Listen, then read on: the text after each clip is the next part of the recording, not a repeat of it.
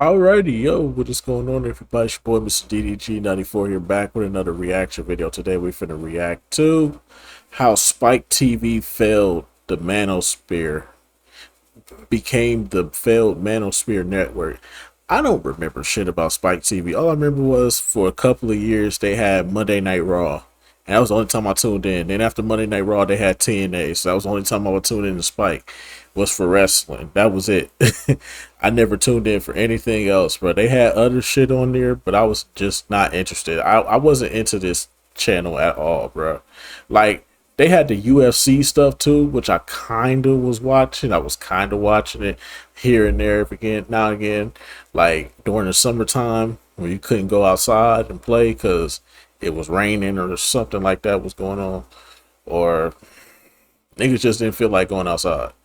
So then I watched Spike TV and watched the UFC stuff because it was nothing on television. I ain't finna sit up here and watch no fucking baseball, no fucking soccer or nothing like that. Shit. Ain't nothing on BET, ain't nothing on Cartoon Network, ain't nothing on Nickelodeon. Hey, it is what it is. But anyway, so anyways though,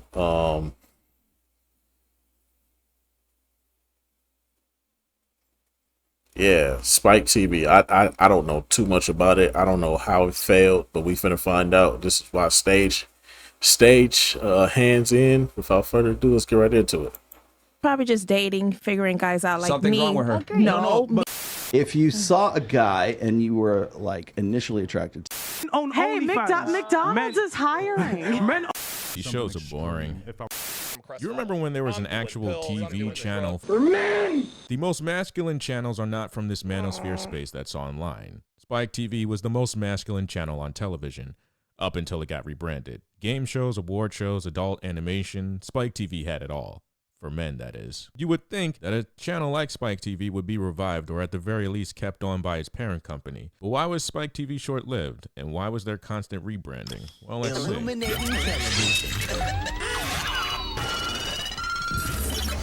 In the beginning, Spike TV was first called the Nashville Network on March 7th of 1983. CMT aired 2 days before the launch of TNN, robbing them of, quote, the first country music cable television network by Glenn D. Daniels. Country music, Southern culture shows, and NASCAR coverage was the name of the game for TNN, before CMT bought the rights to certain shows. The Statler Bros Show, Grand Ole Opry, Nashville Now, and American Sports Cavalcade were shows that were on the channel. The Gaylord Entertainment Company then bought out TNN in 1987 to 1992. By then, it was nothing but NASCAR coverages and racing by World Sports Enterprises, while also having game shows, hunting shows, and lifestyle shows that kept the spirit of Southern culture. In 1995, TNN would then get bought by Westinghouse Electric Corporation, a subsidiary of CBS, when a buyout happened to target younger audiences, which led to a rebrand. TNN was starting to become different from what it was airing before. ECW, Roller Jam, Motor Madness, XFL, and Bull Riding are what TNN was airing. AFL was on the channel, however, would not air the first week, as UPN claimed the first week of airing the program. Mad TV was also the first show to be aired with reruns on the channel. Stay tuned for more Slammin' Saturday Night on Spike TV. TNN pre-Spike TV would air Different Strokes, Taxi, Miami Vice, The Wonder Years, and the Rockford Files. Before it became Spike TV, it was rebranded as the new TNN. Male-oriented content that was on the channel were shows such as Baywatch, Monster Jam, Robot Wars, Extreme Wars, and Star Trek The Next Generation in 2002. In 2003, TNN experienced... Okay, I was probably watching Robot Wars too. I used to fuck with Robot Wars. I think Slam Ball was on here too. Was the Slam Ball on here? For those of y'all don't know what Slam Ball is, that's the basketball league with the trampolines. They jump up in the air real high and niggas be tackling each other. Excuse me. Tackling each other midair and shit. I used to watch Slam Ball on here, and I used to watch the Robot Wars on here. Other than that, nothing else. But something else might pop up that I may have watched. I don't know. Another rebranding as Spike TV as, quote, the first network for men. Viacom believed instead of appealing to Southern working class white people, thought that men ages 18 to 34 were underserved by networks. So Spike TV decided to get a few people from Nickelodeon and MTV to create Spike Animation, with Gary the Rat, Immigrants, Ren and Stimpy, adult party cartoon with original creator John Kerfalsey,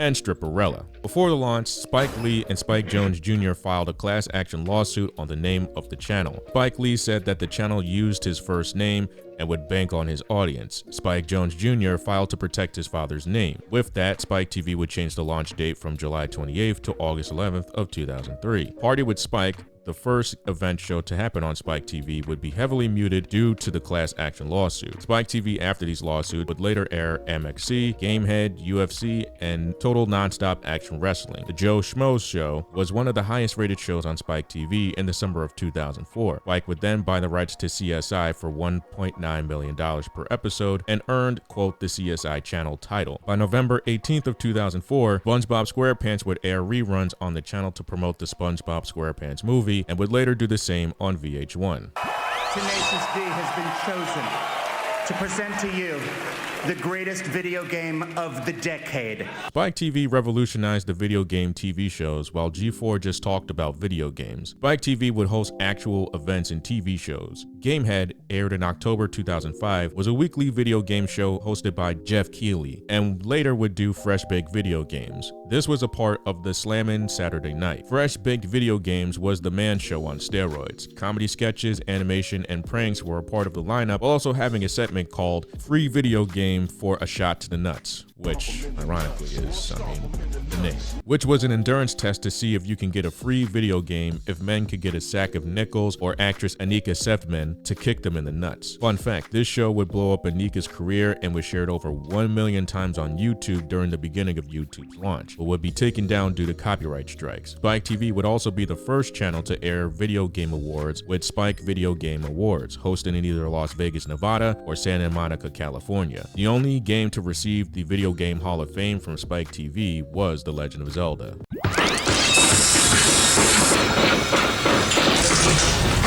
In 2005, The Ultimate Fighter also partnered with Spike TV, which gave fighters the chance to compete and get contracts with UFC, only to be bought out by Fox Sports. Doug Herzog, former Spike TV president, expanded investments and created TNA, Total Nonstop Action Wrestling, and Gamehead. While Viacom conducted research and found that word of mouth was how people found Spike TV, albeit people who watched Spike TV thought it was too lowbrow, violent, and relied on sexual gratuity, which led to a rebrand to, quote, get more action. The network then launched Blade the Series, 1,000 Ways to Die, Afro Samurai, Married with Children, and the Scream and Game Awards. During 2018, Spike TV then gets rebranded as the Paramount Network, and it's only because of the shows that are on it. Because Spike TV wasn't really apologetically masculine or edgy, why keep the name? So Viacom decided, well, instead of putting more money into a channel for the network, might as well rebrand it again. And Spike TV got Frankensteined as a throwaway channel. Now, to be fair, low views and appeal to either throw away a channel or repurpose a channel. A different approach was what Spike TV or the Paramount Network was always about. The edgy days of the 90s and mid-2000s were coming to an end as well. People were let go from Viacom families, and so shows had to evolve with the brand of the channel as well. And as you can see from the list of things you can watch on the Paramount Network,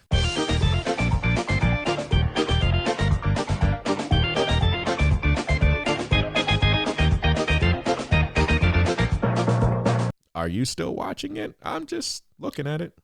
Spike TV was like any other because the channel was masculine, while also trying to keep the edge of the 90s and 2000s, but also because it was the first ever network to actually cater to men's interests such as video games and movies, and also having its own show, Manswers, which basically was for men, you know? I mean, I'm surprised they didn't even have this show on here. Can you quantify whose sperm is more desirable or active? We're gonna see how many are swimming and what the sperm look like. Before the lap dance, do make sure that your front pockets are free of sharp objects. Hey, yo! Pins and tie clips are stowed away.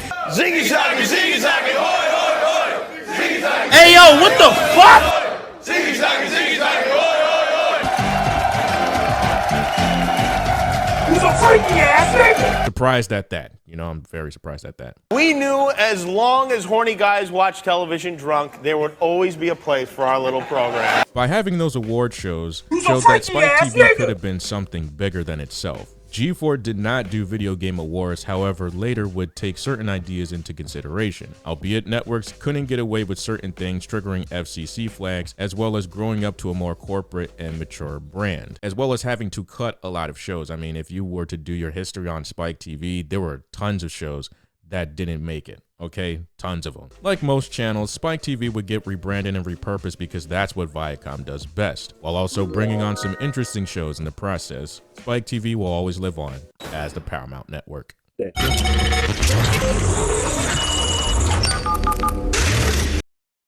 Alrighty, man. That's just gonna about do it for this one, man. Spike TV. Like I said, I wasn't really watching it for anything else other than the wrestling shows, Slam Ball and Robot Wars.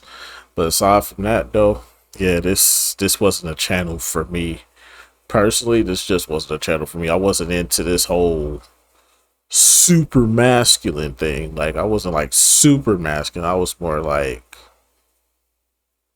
I was like a sports kid, but I needed my cartoons. Bro. I was a cartoon kid always. Up until I started high school. Once I started high school, cartoons became like, I kind of phased out cartoons. But anyways, though, that's just gonna about do it for this one.